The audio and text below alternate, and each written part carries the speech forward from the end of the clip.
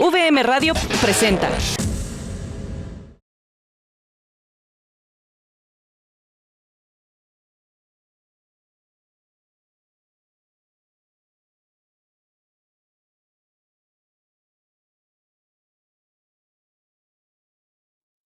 Muy buenas tardes, sean ustedes bienvenidos a nuestra segunda sesión de la Semana Nacional de Derecho y Relaciones Internacionales. Es un placer saludarlos el día de hoy de nueva cuenta. Me voy a permitir dar la palabra en este momento a la doctora Elvira Luna Hidalgo, directora nacional de Derecho y Relaciones Internacionales, quien nos dará un mensaje de bienvenida a esta sesión. Adelante, doctora.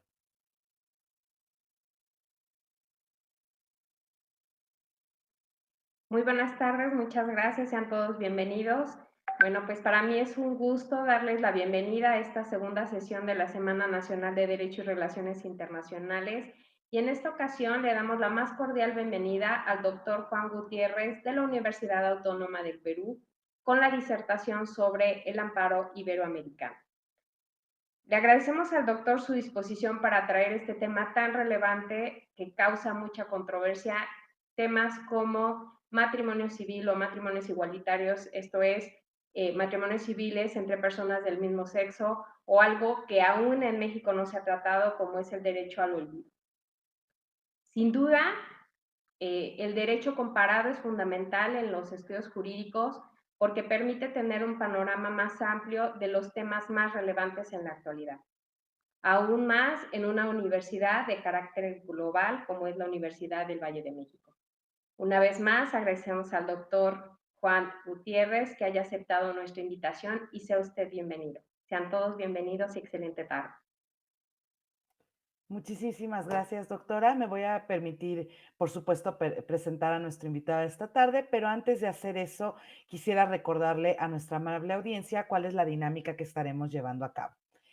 Nuestro expositor estará exponiendo alrededor de 40 a 45 minutos la ponencia que ha preparado y posteriormente pasaremos a una ronda de preguntas y respuestas. Es sumamente importante que nos apoyen con sus participaciones en el chat que tienen ahí mismo activo en la plataforma de VM Radio. Todo lo que gusten comentarnos, de verdad que será bienvenido y nosotros lo estaremos compartiendo. Pues sin más preámbulo, me voy a permitir leer una breve semblanza del doctor Juan Ernesto Gutiérrez Otiniano.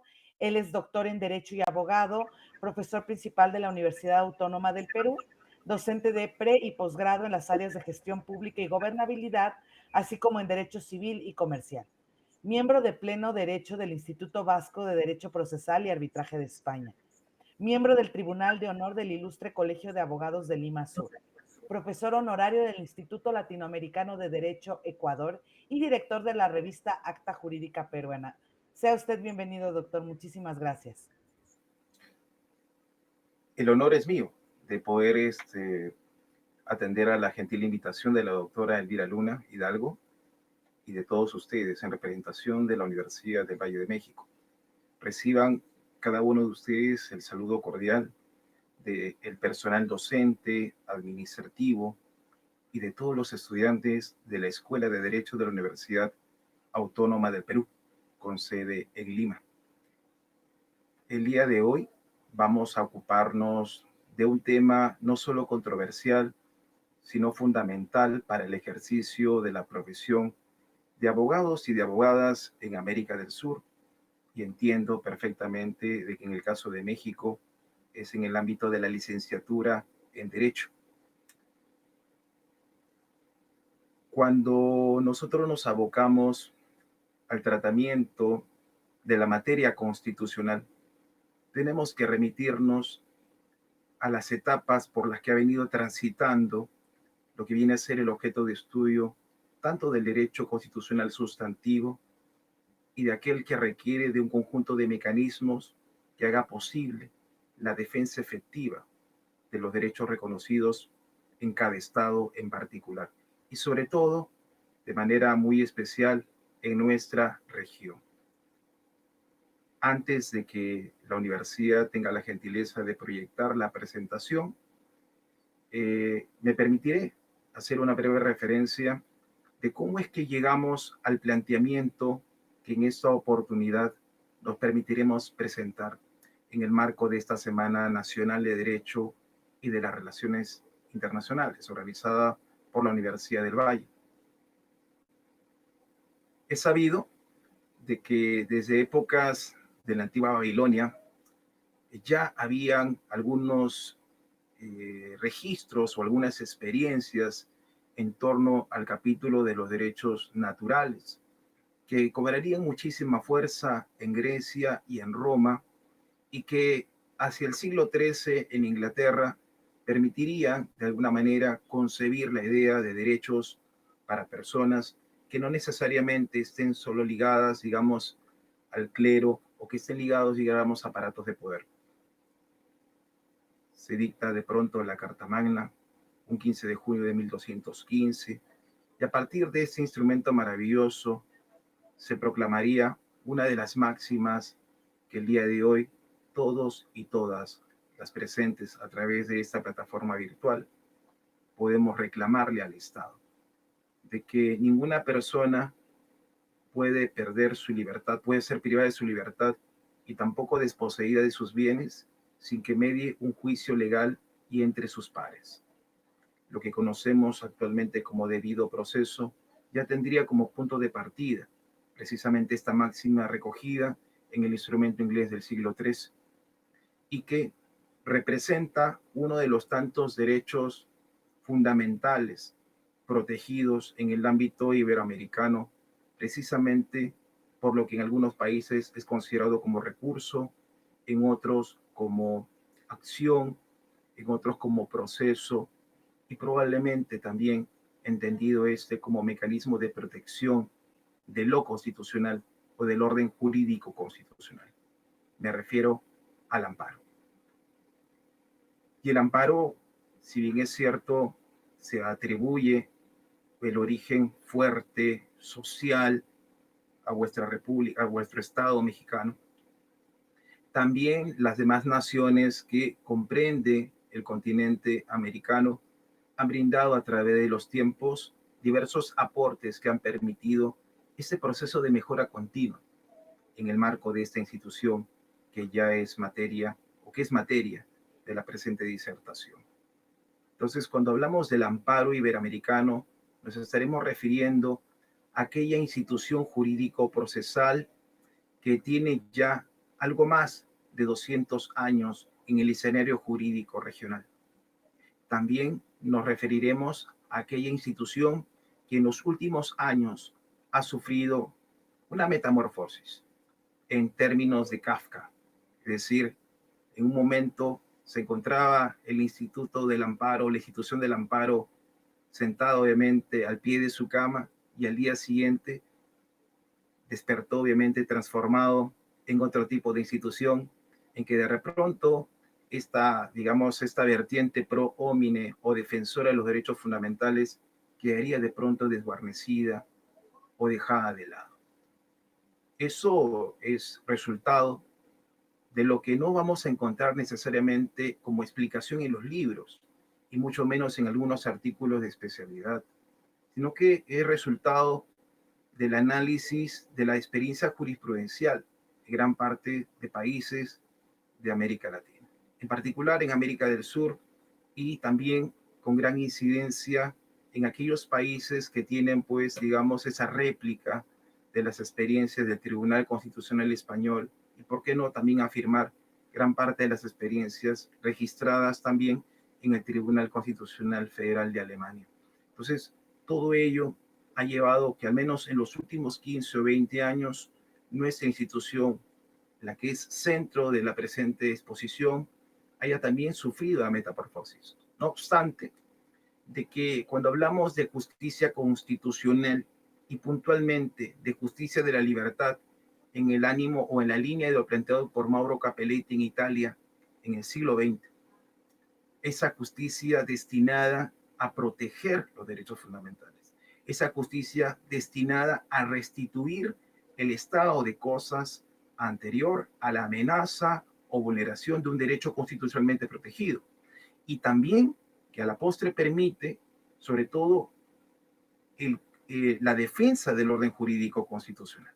Entonces, en esa doble vertiente, en ese doble camino, la justicia amparista, esa justicia de la libertad, nacida obviamente en términos históricos en México, con ciertas, digamos, acotaciones en la península ibérica, y en los últimos años presentando un escenario de metamorfosis en Sudamérica, es que me permite en esta ocasión presentarles el amparo iberoamericano. Como resultado de dos trabajos de investigación, uno que publicamos precisamente en la revista vasca de Derecho Procesal y Arbitraje de la Universidad del País Vasco, titulada Tendencias en la Justicia Constitucional Iberoamericana, Desafíos en el Derecho Procesal General, y un segundo trabajo también publicado el año pasado, titulado Replanteamiento teleológico del amparo en el Perú. Agradeceré, por favor, a nuestros amigos de control que puedan avanzar hacia la siguiente diapositiva. Entonces, cuando nos ocupamos del proceso constitucional de amparo o del recurso de amparo o de la acción de amparo, no hacemos más que aludir a aquel mecanismo que hace posible restituir el estado de cosas anterior a la amenaza o vulneración de aquellos derechos constitucionalmente protegidos por esa institución. De todos los procesos constitucionales que han sido de alguna manera afinados, desarrollados en el proceso de evolutivo de la justicia constitucional global, es el que comprende el mayor número precisamente de estos derechos, tanto los que se encuentran debidamente reconocidos de forma escrita en una carta constitucional, como también aquellos en los que los tribunales constitucionales o las cortes constitucionales del mundo empiezan a reconocer al amparo del presupuesto ético y jurídico de todos los derechos fundamentales.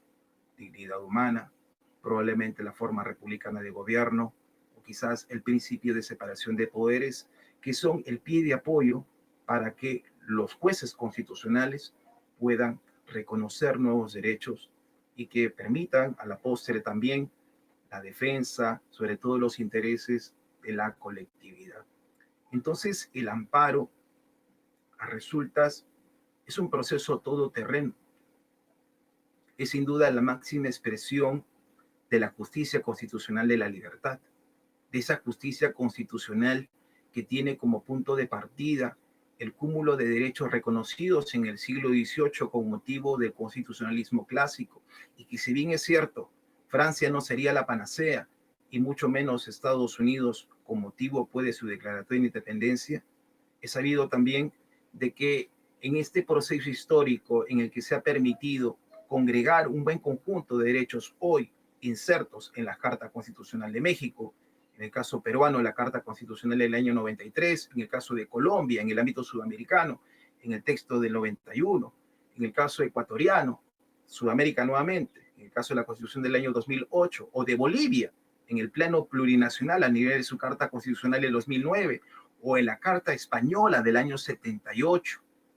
Entonces, en todas estas cartas constitucionales vamos a encontrar un listado de derechos fundamentales que son materia de protección del amparo, de la acción de amparo, del recurso de amparo o del proceso de amparo, como lo conocemos también en el Perú, con motivo de nuestro Código Procesal Constitucional, en un primer momento puesto en marcha el 1 de diciembre del año 2004, y que feneció el pasado 23 de julio del presente año.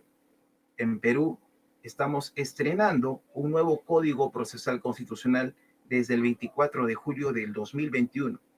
De manera de que estamos en un escenario en el que se está repotenciando también la figura del amparo, dentro de la línea de una nueva escala o conjunto de derechos fundamentales que son resultado precisamente de toda la experiencia jurisprudencial que hace un momento mencionaba. Entonces, el amparo, ¿qué es? Porque eso responde al primer punto, que es la naturaleza jurídica. ¿Es un proceso constitucional? Sin duda, lo es. Porque restringir o limitarnos a la idea de que es simplemente una acción es prácticamente condenar el amparo solo a la etapa postulatoria de un proceso, cuando en realidad el amparo requiere de un conjunto de etapas y por ende de mecanismos que hagan posible que el juez constitucional o el que haga sus veces en cualquier país del mundo pueda resolver el conflicto constitucional. Y para resolver un conflicto constitucional, más allá de la ponderación, que sé muy bien, es muy bien desarrollada en México y en gran parte de América Latina, deberíamos incorporar un elemento que ya, por ejemplo, la jurisprudencia ecuatoriana está empleando para la resolución de casos controvertidos, sobre todo en materia de matrimonio igualitario. Es decir, sumamos al famoso subprincipio de idoneidad, de necesidad y de proporcionalidad el fin constitucional válido. Hacia el año 2019, a nivel de la Corte Constitucional del Ecuador, se dictó una sentencia interesante en la que, aplicándose el test de proporcionalidad, pero sujeto, ojo, al fin constitucional válido, se ha permitido, pues, reconocerle derechos a las personas que han contraído matrimonio igualitario. Algo que, por ejemplo, no ocurre en mi patria y en otros países de Sudamérica. Y en otros más en los que todavía hay resistencia, ¿no? Para que se pueda de alguna manera reconocer este plano de igualdad a personas que integran, pues, una comunidad que día a día gana más derechos, más adeptos y sobre todo mayor simpatía e incluso en fallos dictados por la misma Corte Interamericana de Derechos Humanos, ¿no? En el caso, por ejemplo, latinoamericano, uno de los primeros, digamos, expedientes o de las primeras sentencias que se ha dictado en cuanto a discriminación de personas integrantes de la comunidad LGTBIQ+, es el caso Azul Rojas Marín, que corresponde al Estado peruano. Entonces, el amparo, sin duda, es un todoterreno, es un proceso constitucional 4x4, es el que está mejor equipado y que sin duda permite una adecuada defensa de los derechos fundamentales. ¿Es un proceso constitucional? Sin duda. ¿Es un recurso? Lo fue. Hasta épocas en las que era concebido como una acción de garantía o una garantía constitucional. Si fuera solo ello, reitero, nos quedaríamos solo en la etapa postulatoria de un proceso. Pero al ser un proceso implicando un conjunto de etapas orientadas a resolver un conflicto constitucional, sea en el marco de la ponderación y por ende en el marco de la aplicación de principios que permitan dar una adecuada respuesta, sobre todo cuando se trata de restringir algunos derechos. El amparo, al ser un proceso constitucional de la libertad, a ser el proceso llamado para asegurar la vigencia efectiva de los derechos fundamentales o de los derechos civiles, como lo conocen algunos países, y políticos, o derechos de la libertad, o derechos humanos de primera generación, es trascendental. El aporte mexicano, nosotros en Perú lo reconocemos, pero también, así como nosotros echamos mano, obviamente, a los lazos históricos que nos unen a nosotros en el plano cultural y social, también en el ámbito de nuestra judicatura echamos mano de la experiencia de otros tribunales de justicia. Por ello es de que el proceso de amparo es el que más ha sufrido en esta zona de América Latina cambios. Y estos cambios o esta metamorfosis que ustedes pueden notar en pantalla responde a una primera reforma practicada nada más y nada menos que en Alemania. Hacia 1993 se produce una reforma a nivel de la ley del Tribunal Constitucional Federal. ¿Qué es lo que se impone? Entre otras cosas, considero la más relevante, la de ajustar el trámite del amparo o de las acciones que hacen sus veces para la defensa de derechos fundamentales a un criterio concreto, el de que el caso o la pretensión o demanda o expediente que ustedes puedan presentar o recurso que pretenden por escrito deba tener la famosa especial trascendencia constitucional. Este concepto,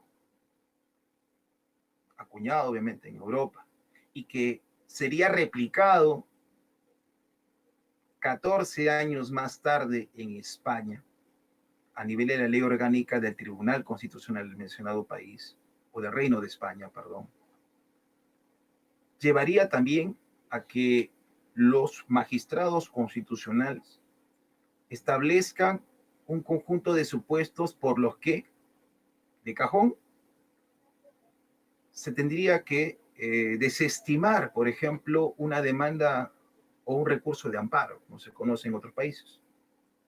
O sea, lejos o, digamos, en vez de fortalecer la justicia amparista, la tendencia, digamos, este camino inclinado hacia este proceso de metamorfosis, ha llevado más bien a desguarnecer la justicia de la libertad. Alemania y España han llevado adelante durante estos años y en adelante, o sea, a partir del 2007, en el caso a partir del año 93 en Alemania, estas reformas, que han sido cómodamente asumidas en países sudamericanos y tengo entendido en diversos países de América, de América Latina en general. ¿Y en qué términos? Bueno, en el caso nuestro, peruano, un poco para comentarles en clave de derecho comparado, peruano-mexicano, en el caso nuestro, el reglamento normativo de nuestro Tribunal Constitucional, en su artículo 11, establece de que los recursos excepcionales extraordinarios o el famoso recurso de agravio constitucional en el caso de estos procesos de la libertad y en especial del amparo va a ser desestimado. Ojo, ni siquiera digamos la premisa es va a ser estimado o atendido, sino desestimado cuando el caso no revista especial trascendencia constitucional, cuando la pretensión que plantea un justiciable o litigante o víctima de la afectación de algún derecho fundamental contravenga un precedente constitucional vinculante. Imagínense ustedes. Tercero, cuando la pretensión o lo que planteamos a través del proceso ya guarda relación con un pronunciamiento evacuado o expedido años atrás y que tiene una sentencia en contra, o sea, desfavorable. 3 o 4, cuando la pretensión, o sea, la supuesta afectación del derecho invocado carezca de fundamentación. Estos 4 supuestos o estos 4, digamos, aspectos o ítems comprendidos en esta norma de nuestro supremo intérprete de la Constitución en Perú, por ejemplo, han llevado a que entre agosto del 2014 y más o menos en la fecha que hice un primer corte, ojo, estoy hablando más o menos de febrero del 2018, alrededor de, acá justo tengo el dato, 13.006 expedientes, así como suena, 13.006 expedientes se hayan remitido al archivo definitivo, sin pronunciamiento sobre el fondo del asunto. La mayor parte de ellos procesos de amparo. Y esto es resultado de, digamos, de este proceso de recepción de las experiencias que ustedes tienen en pantalla, lo que inició en el año 93 en Alemania, lo que en el 2017 sucedió, tuvo lugar en España, y que a partir del 2014 recién ha tenido eco o receptividad en esta parte de América Latina. 13.006 expedientes constitucionales, 13.000 casos en materia de amparo aproximadamente, 13.006 ciudadanos que presumiblemente sus casos no tendrían especial trascendencia constitucional. La mayor parte de ellos vinculados al ámbito de la seguridad social, pensiones, la mayor parte de ellos vinculados al ámbito laboral, en que ustedes como país son muy fuertes en temas laborales. En el caso nuestro, este tipo de reformas en peor, pues dicen que no hay una prohibición de reformato impeius, ¿no? Es decir, no puede haber reforma en peor. Pero bueno, pues la experiencia y la realidad dicta lo contrario, porque esta reforma sí ha sido en peor, porque lejos de fortalecer la justicia amparista, en vez de fortalecer la justicia y la libertad, lo que ha llevado es a sufrir el amparo, o el amparo en este caso ha sido pasible de una metamorfosis constitucional. Y ello, de alguna manera, nos debe invitar a todos en la región a estar alertas sobre lo que vienen en nuestros tribunales constitucionales y de justicia encargados precisamente de este asunto, sobre lo que están tomando como elección, como modelo, lo que se está tomando de pronto como novedad, y estas novedades incorporadas en el caso peruano a nivel del reglamento normativo de esta institución que es nuestro Tribunal Constitucional, y que luego se han convertido en reglas jurídicas procesales vinculantes en el marco de un precedente constitucional. El famoso caso peruano Francisca Vázquez Romero ha llevado precisamente a que se empiece a desguarnecer los derechos que son objeto de protección del amparo iberoamericano. ¿Y por qué decimos iberoamericano? Porque el amparo que hoy tenemos, que es resultado precisamente de toda esta cadena de sucesos, va en clara oposición de aquel amparo concebido en México, concebido en gran parte de los países de nuestro querido continente, y en lo que se asumía de que permitiría pues la defensa irrestricta de aquellos derechos muy propios, de aquellos derechos que son fundamentales: educación, derecho al trabajo, libertad sindical, derecho a una pensión, derecho a la salud, que se ha visto mellado precisamente por la crisis sanitaria que en todos lados pues ha tenido un impacto notorio, ¿no? En todas nuestras actividades. Entonces, el amparo iberoamericano, o mejor dicho, hemos titulado así la conferencia por lo que hoy representa esta institución jurídico-constitucional, o porque tiene o reviste ya estos matices en los que nuestras cortes constitucionales o nuestros tribunales constitucionales están optando por desguarnecer, por abdicar en ese rol garante que tienen frente a los ciudadanos, frente a cada uno de nosotros.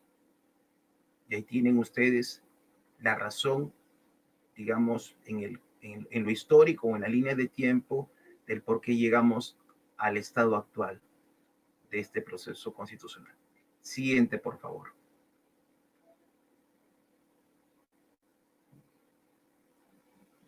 Como ya lo iba adelantando, es cierto, el proceso de amparo, el recurso de amparo, el juicio de amparo, la acción de amparo, como quiera que pretendamos nosotros denominar a esta importante herramienta procesal, ha permitido en América Latina, a través de la casuística, por vía de la aplicación del principio de interpretación de los contenidos silentes.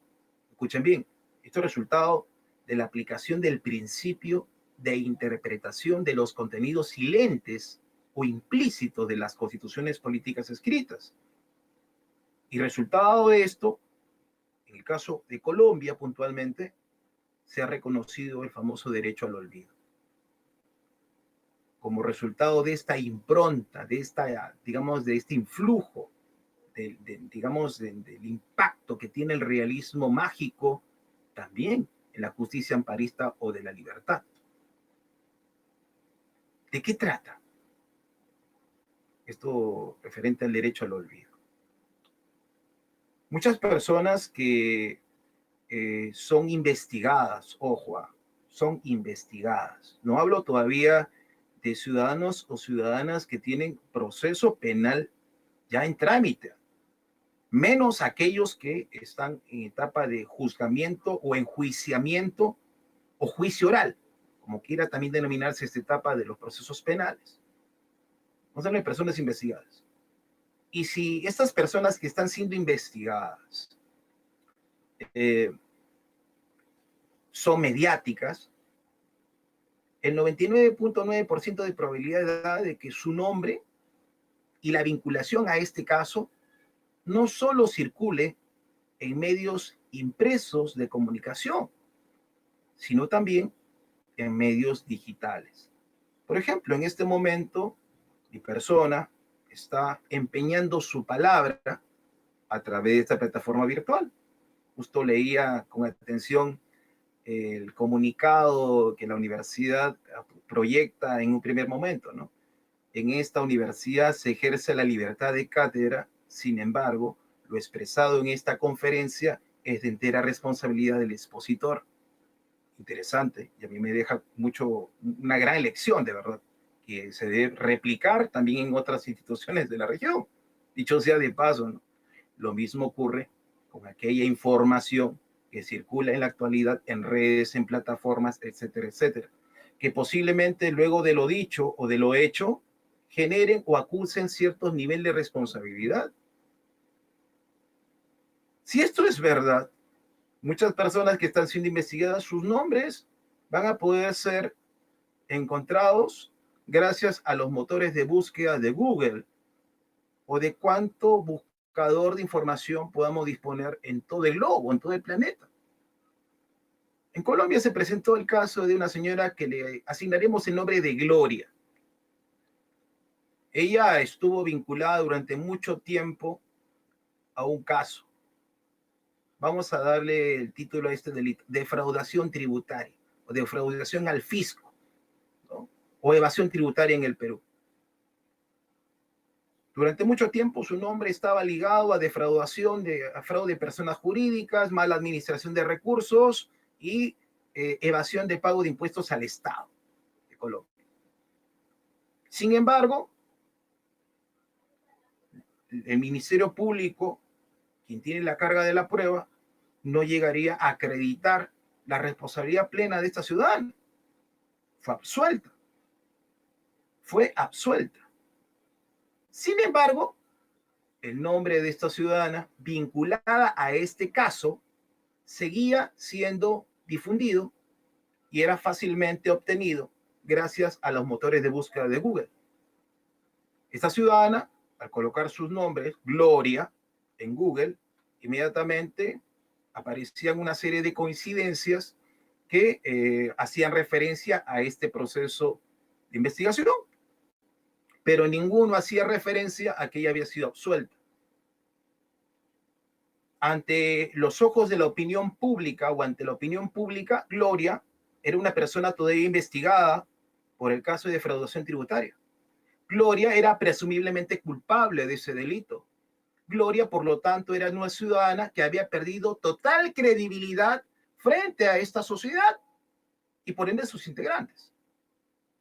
Entonces, como había perdido su credibilidad, como seguía su nombre figurando en los motores de búsqueda de Google, porque era posible identificarla en redes, entonces nadie le daba trabajo. Al verse con esta dificultad, esta ciudadana colombiana lo que hizo es solicitar a Google Colombia, pues para que se suprima sus datos digamos, en el motor de búsqueda, porque ella ya había sido pues liberada o estaría de alguna forma exenta del caso, ¿no?, que se abrió en su contra, o del expediente que se abrió en su contra. No le hicieron caso. Tuvo que acudir a instancias judiciales a fin de hacer prevalecer un derecho que recibiría el nombre de famoso derecho al olvido. Ese derecho al olvido no hace más referencia que al derecho a la supresión de aquellos datos que figuran en las redes sociales y que al día de hoy ya no guardan correspondencia con la realidad, pero nos ocasionan obviamente, y nos ocasionan obviamente perjuicio, ¿no? Porque el día de hoy, si aparece, por ejemplo, algún dato vinculado a la doctora Elvira Luna o a Juan Gutiérrez, este humilde servidor, o de cualquier profesor de la Universidad del Valle de México, inmediatamente el juicio mediático, la prensa, pues hace de esto pues noticia, y la ciudadanía inmediatamente ya, aún con la presunción de inocencia que nos favorece supuestamente, ya nos toma como culpables.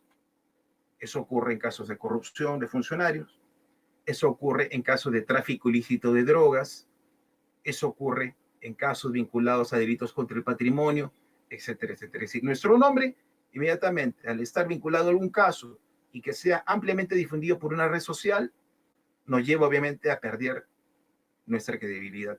Y frente a ello, surge obviamente este derecho al olvido, el derecho a la supresión, que nos permite por lo menos exigir judicialmente a través del amparo, acciones de tutela o a través del habeas data, en el caso peruano, la posibilidad de que estas agencias internacionales, los holding, puedan suprimir esa información de una base de datos pública, que se pueda suprimir esa información obrante en los motores de búsqueda. En el caso, por ejemplo, de Google, puede ser Google México, Google Colombia, Google Perú, como también hemos tenido un caso en el Perú sobre ello, en la que se invocó el respeto del derecho al olvido. También en el marco de esta justicia amparista, sobre todo en la línea de lo que son las acciones de tutela, en Colombia se ha presentado ese caso interesante, el caso del oso de antojos Chucho, que llevó incluso a que la mismísima Corte Constitucional de Colombia se pronuncie, ¿no?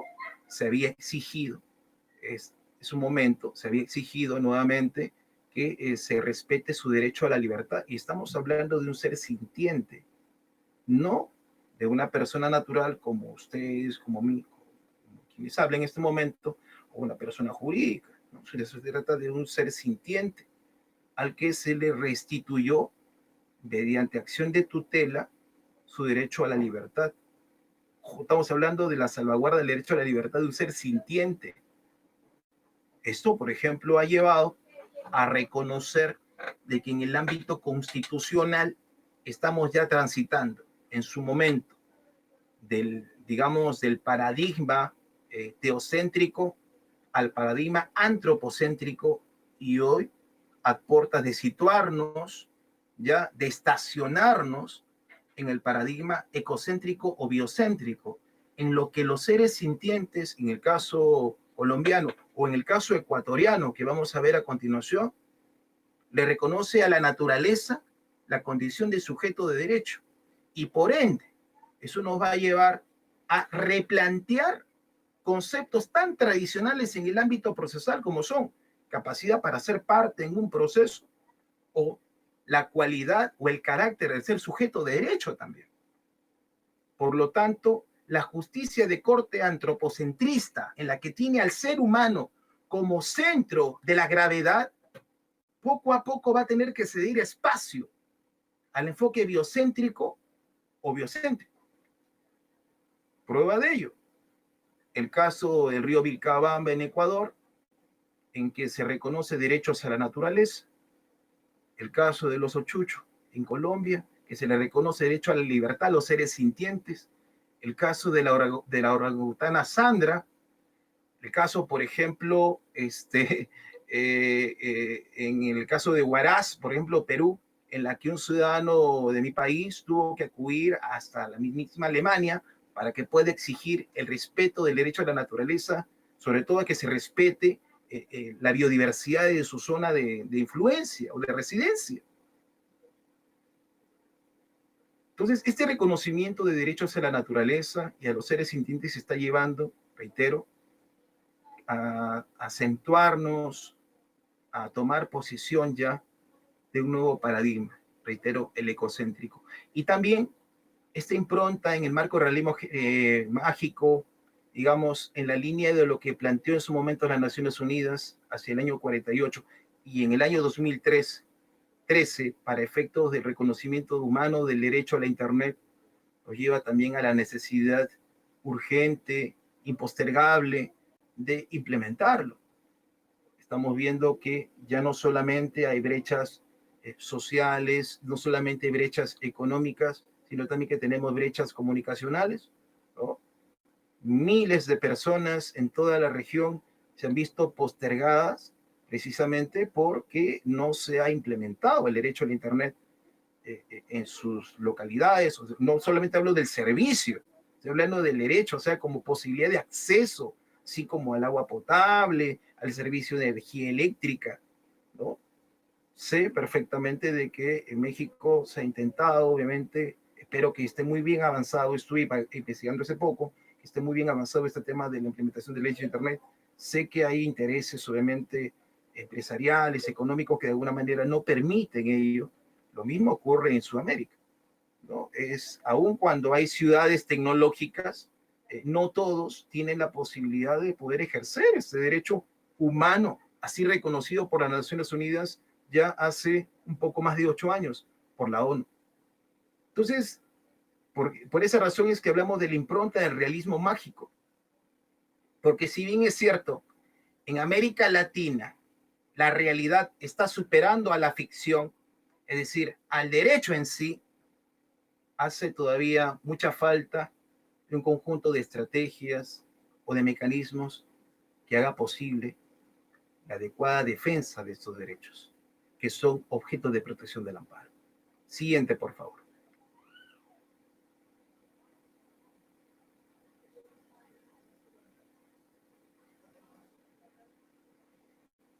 Ahora nos vamos a ocupar brevemente sobre algunos otros menesteres en la justicia amparista.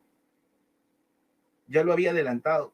La experiencia ecuatoriana nos muestra algo muy interesante, de no solo centrar la mirada en el análisis del subprincipio de idoneidad, de necesidad o de proporcionalidad para emplear esta herramienta hermenéutica o heurística, como lo es la famosa ponderación, y en la que sé muy bien en México, en Colombia y en Perú se difunde mucho. Sin embargo, lo que no se ha tenido en cuenta en gran parte de los casos resueltos en nuestras judicaturas es lo referente al fin constitucional válido.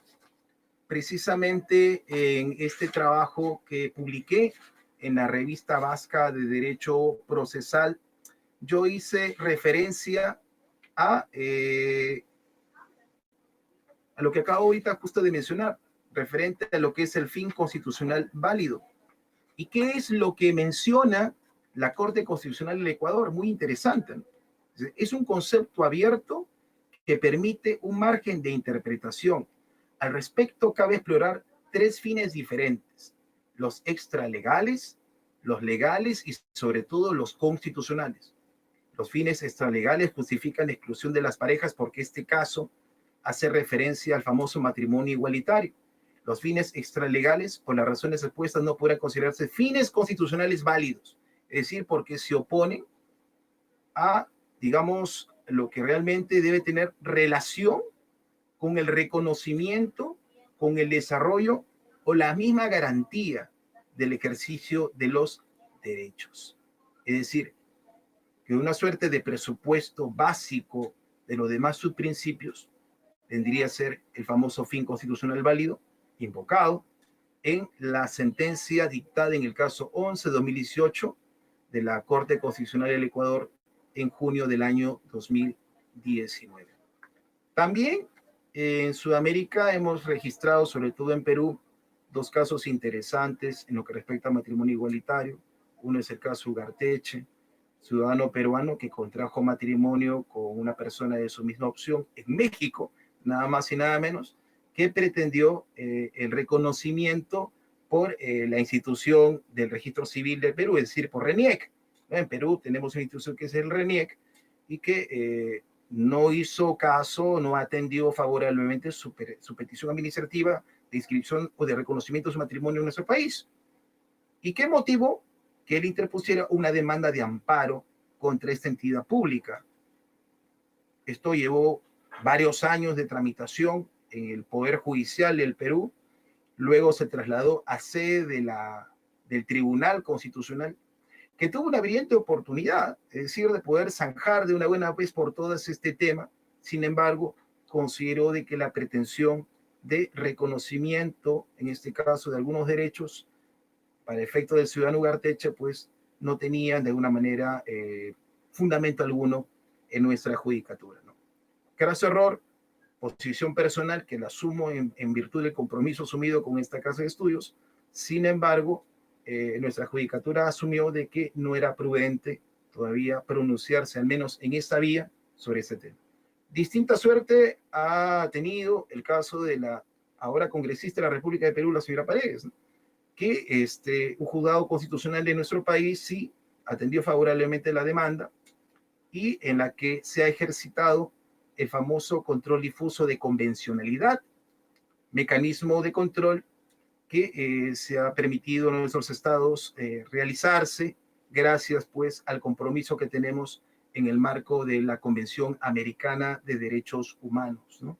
Sobre todo en la línea siguiente, de que todas las normas que integran nuestro ordenamiento jurídico se deben interpretar a la luz de la Declaración Universal de los Derechos Humanos y de todos los instrumentos internacionales que forman parte del sistema pues de protección.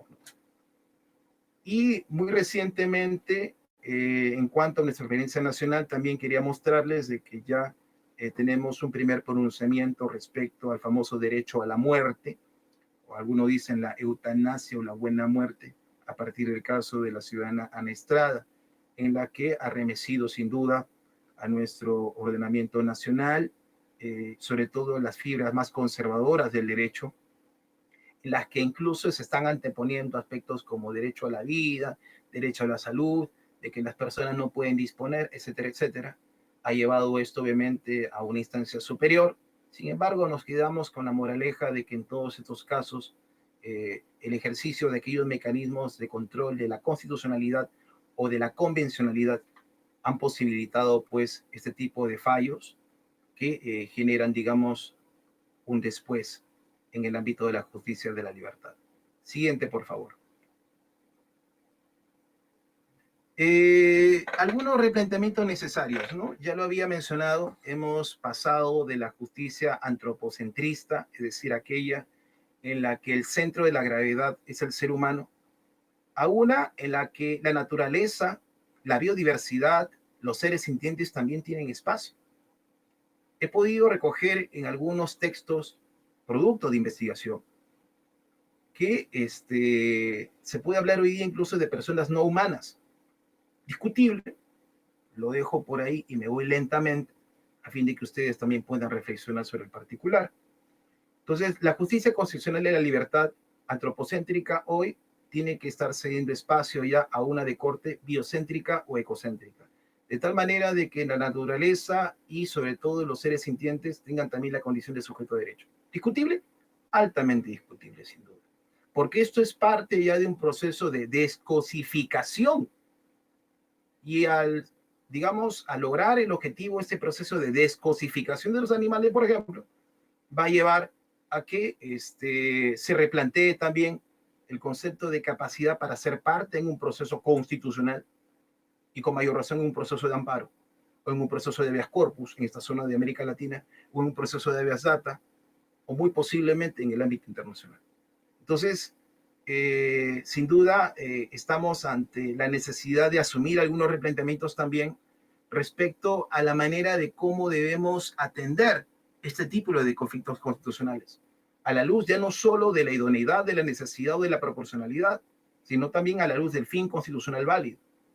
De entender de que si nosotros no recogemos en nuestras cartas constitucionales garantías como la empatía jurídica, algo que está fuera de nuestros moldes, nos va a llevar realmente a reconfirmar ese rol garante que debemos asumir en cada una de nuestras sociedades. Siguiente, por favor. A título de reflexión final, me permito señalar de que definitivamente la justicia constitucional iberoamericana y en especial la justicia amparista, está presentando múltiples desafíos ya en el derecho procesal general. Es cierto de que nuestros países son importadores de muchas instituciones creadas en Europa, pero nosotros también hemos añadido nuestras experiencias. Esa es una de las razones por las que ya podemos hablar del derecho al olvido, de seres sintientes, de derechos de la naturaleza, de paradigma ecocéntrico. Podemos hablar de personas no humanas. Podemos darnos el lujo de replantear el concepto de capacidad para ser parte. Podemos hablar de amparo contra resoluciones judiciales también. Hoy podemos hablar, por ejemplo, de un amparo también contra amparo, o de un amparo en el que podemos plantear o cuestionar normas legales, las diversas variantes o pretensiones con las que podemos resolver un sinnúmero de conflictos constitucionales.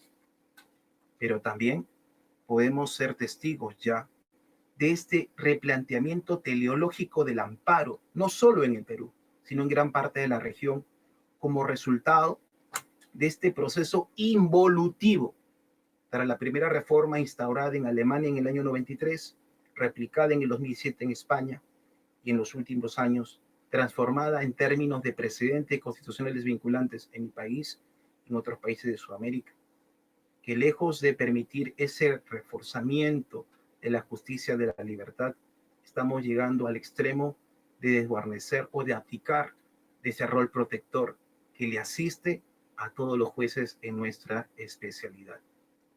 El tema sigue siendo inconcluso porque la justicia amparista, la justicia de la libertad, es un mundo lleno de eventualidades, de problemas, porque si el derecho es vida, si el derecho exige de nosotros no solamente una mirada jurídica, sino multidimensional, pues este tema no escapa obviamente a esa exigencia.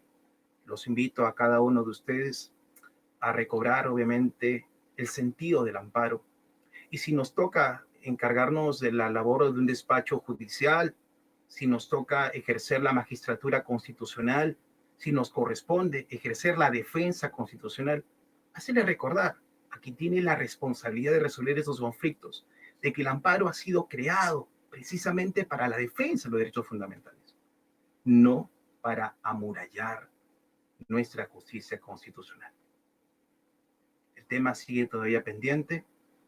Esto es algo inconcluso todavía porque definitivamente los días venideros nos permitirán seguir confirmando si es que este proceso va a seguir siendo involutivo o más bien confirmará la esencia, la razón de ser del amparo mexicano replicado en gran parte de nuestros países de América Latina, o simplemente nos quedamos con la idea del amparo iberoamericano en la que colocamos una suerte de candado o de entrampamiento, sobre todo a estos procesos tan importantes en el proceso de restitución de derechos o de cese de amenazas frente a estas garantías de la libertad, a estos derechos civiles ganados con mucho esfuerzo durante muchos años, resultado de grandes luchas sociales y resultado sobre todo de la paciencia de los litigantes.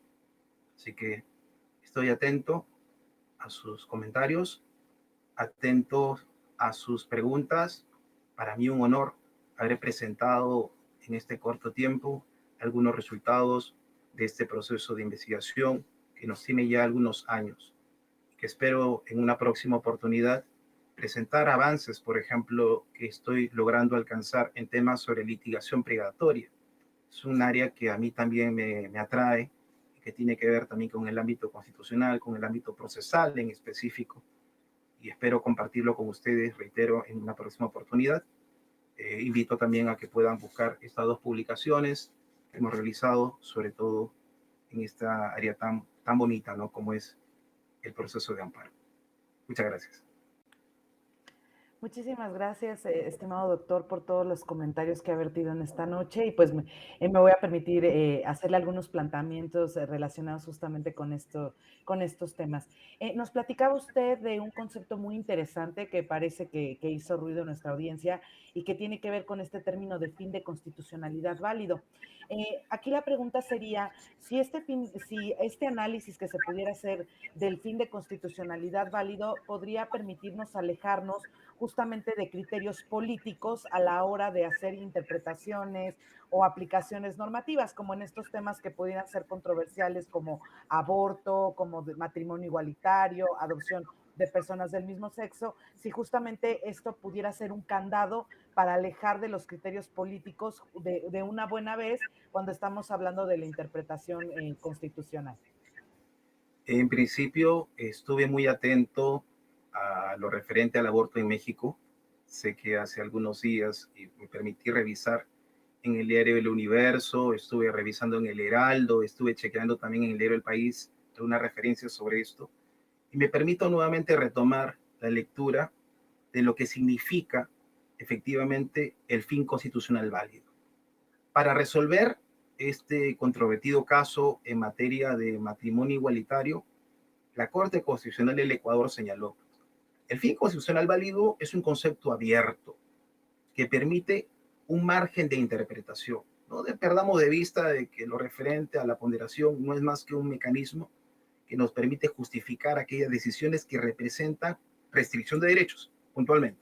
Entonces, al respecto, se cabe explorar o analizar tres fines diferentes. Uno, el extralegal, que usted acaba muy bien de mencionar, el legal y los constitucionales. Los fines extralegales justifican la exclusión a las parejas del mismo sexo al matrimonio por dos razones: la anormalidad y las convicciones morales y religiosas, que tendrían que encuadre obviamente en el tema social, político. Otro, los fines extralegales, por las razones expuestas, no podrían considerarse fines constitucionales válidos. Es decir, lo que usted acaba de señalar no sería un fin constitucional válido. Los fines legales del matrimonio los encontramos en el Código Civil, los fines referidos al derecho a la vida, obviamente, en la Constitución Política de México, en el caso nuestro, en la Carta 93. Por lo tanto, un fin constitucionalmente válido debe tener relación con el reconocimiento, desarrollo o garantía en el ejercicio de los derechos. Y es poderoso porque les contaré de que hay un experimento en Bolivia y lo pude yo recoger con motivo de una conferencia también en la que compartí roles con un amigo de la Universidad Hermana de Mayor de San Simón, y nos decía de que había un proyecto de ley que pretendía permitir a las mujeres o habilitar a las mujeres a abortar por razones de pobreza, que eso sería obviamente mucho más lapidario que lo que está teniendo lugar ahora en México, ¿no? En gran parte de los países de la región. Entonces, si esto no responde a un fin constitucional válido, no está justificado constitucionalmente. Por lo tanto, tendría que ser definitivamente postergado, cuestionado, cercenado y por lo tanto olvidado, ¿no? En el ideario popular. Perfecto, muchísimas gracias por ampliarnos un poco más sobre este concepto que para nosotros en este momento resultó bastante interesante y bastante novedoso. Y siguiendo bajo esta tesitura, doctor, nos comentaba de algunas cuestiones que detecta como ciertos riesgos, ¿no? En las reformas que se han vivido constitucionalmente, en los órdenes normativos latinoamericanos. En ese sentido, me gustaría preguntarle, doctor, si considera que el populismo constitucional es justamente uno de estos grandes riesgos que podríamos estar enfrentando para la figura del amparo iberoamericano y en general para la protección de los derechos fundamentales. Dicen que hay populismo de derecha y de izquierda, ¿no? Así como también hay populismo en el ámbito constitucional y hasta en el ámbito penal. Eso ha llevado incluso al derecho penal de emergencia y al derecho constitucional de emergencia, ¿no? Entonces, dicho esto, definitivamente nuestra clase política está acostumbrando a la ciudadanía de a pie, aquella que no está consultando actualmente medios idóneos de información, a este tipo de medidas, ¿no? Para que ustedes más o menos tengan una idea. El Congreso de mi país, en marzo del año pasado, a través de sus representantes, presentó 3 proyectos de reforma de la Constitución. Uno, referido a la aplicación de la pena de muerte a aquellos funcionarios que incurrían en corrupción, o sea, los famosos presidelincuentes. El segundo planteaba la pena de muerte para casos de feminicidas, ¿no? Es una figura que tenemos en el Perú, el feminicidio, en nuestro Código Penal. Y el tercero, que tiene que ver puntualmente con los violadores de menores de edad, ¿no? Que eso es un tema bastante controvertido. Sin embargo, lo que no se ha considerado casi siempre en este populismo constitucional es decir, bueno, vamos a aplicar pena de muerte, vamos a aplicar medidas exageradas, vamos a atender el clamor popular, el clamor social. ¿Qué es lo que quiere la gente? Asamblea constituyente. ¿Qué es lo que necesita la gente? Referéndum. ¿Qué es lo que necesita? Revocatorias. ¿Qué es lo que necesitamos? Entonces, de alguna manera, lleva a toda esta ciudadanía que tiene problemas gruesos, serios de desinformación, a apostar por este tipo de, digamos, de planteamientos, ¿no? Y aparte de que la misma situación de convulsión social generalizada está de alguna manera llevando a la ciudadanía a tomar por ciertas y válidas, sobre todo ese tipo de planteamientos, ¿no? A mí el año pasado, de emergencia, me citaron para explicar si es que era viable o no esos 3 proyectos de reforma de la Constitución. De plano les decía, si nosotros sometemos estos 3 proyectos de reforma a un análisis pluridimensional del derecho, definitivamente no responde. Podrá de repente responder a un problema de orden social que es urgente, delincuencia que es, entiendo, común en su país y en el mío, ¿no? Violencia social, el tema de desaparición forzadas, ¿no? O sea, los casos que han sido investigados en el caso peruano por la CBR, ¿no? Las comisiones de la verdad. O sea, estos casos son comunes a toda la región. Pero aquí, como hay obviamente ese ruido, un poco parafraseando su término, en mi país también lo hay. Entonces la ciudadanía dice, bueno, pues hay que hacer recacho, está bien, apliquemos pena de muerte, que las penas sean más severas, y aun cuando esto va en contra de los cánones constitucionales, aun cuando estas medidas no superarían de ninguna manera el test de proporcionalidad, no superaría de ninguna manera. Entonces, pero igual se arriesgan a que el Tribunal Constitucional peruano pueda decretar la inconstitucionalidad o que esto sea cuestionado a nivel de Comisión Interamericana de Derechos Humanos o a nivel de la Corte Interamericana, a sabiendas de que esto es totalmente contrario no solo al plexo constitucional nacional, sino también al sistema interamericano de protección de los derechos humanos. El ejemplo que yo también mencioné, o el caso que cité hace instantes, el caso de Azul Rojas Marín, es un ciudadano peruano que radica en el norte de mi patria y que fue víctima de tortura y de violación a manos de 3 efectivos policiales o policías.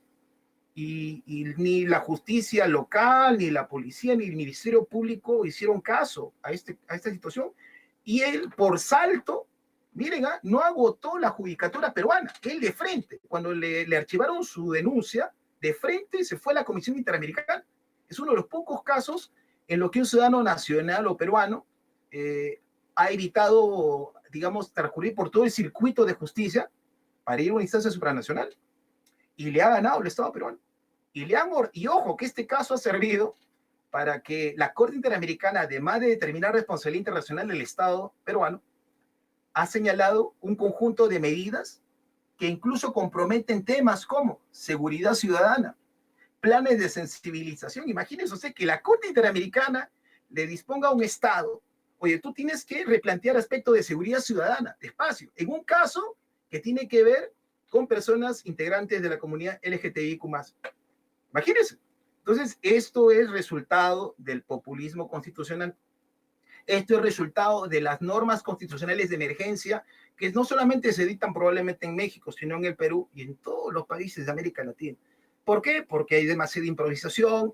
¿Por qué? Porque no son personal técnico capacitado los que están a cargo de estas actividades, porque hay deficiencias en las técnicas legislativas. Entonces, es el resultado natural de ese tipo de situaciones. Muchísimas gracias también por ahondar en este punto. Pues sin lugar a dudas, doctor Gutiérrez Otoniano nos ha brindado una brújula muy interesante para que podamos ir buscando encaminar estas figuras jurídicas con las que contamos, que busquemos cuidarlas, que busquemos protegerlas, que busquemos asegurar el ejercicio efectivo de los derechos humanos. Y me atrevería, si usted me lo permite, también agregar que protejamos el ejercicio de nuestros órganos jurisdiccionales, de nuestras cortes constitucionales, de todas estas conquistas que nos han costado muchísimos años, muchísimo esfuerzo, y que desafortunadamente, doctor, hemos visto en nuestros países que de un plumazo, en un día, en una jornada del ejercicio legislativo, pues se pueden ir, ¿no? Y se pueden desaparecer de un momento a otro, y eso es verdaderamente preocupante para todos, ¿no? Entonces, le agradecemos muchísimo todas sus aportaciones, todos sus comentarios. Nos quedamos pendientes seguramente para continuar con otra charla, doctor, porque de verdad que nos ha traído muchísimos temas a la mesa, pero es momento de que concluyamos con la exposición. Le agradecemos profundamente, doctor, y bien, esta VM es su casa y siempre será un placer recibirlo. Nos despedimos de nuestra audiencia esta noche, no sin antes recordar nuestro lema institucional e invitarlos, por supuesto, a conectarse el día de mañana a las 10 horas. Los esperamos en la siguiente presentación. Esperamos también que hayan hecho su registro de asistencia en el chat, ahí pueden encontrarlo. Universidad del Valle de México, por siempre responsables de lo que se ha cultivado. Buenas noches. Buenas noches a todos. Muchas gracias.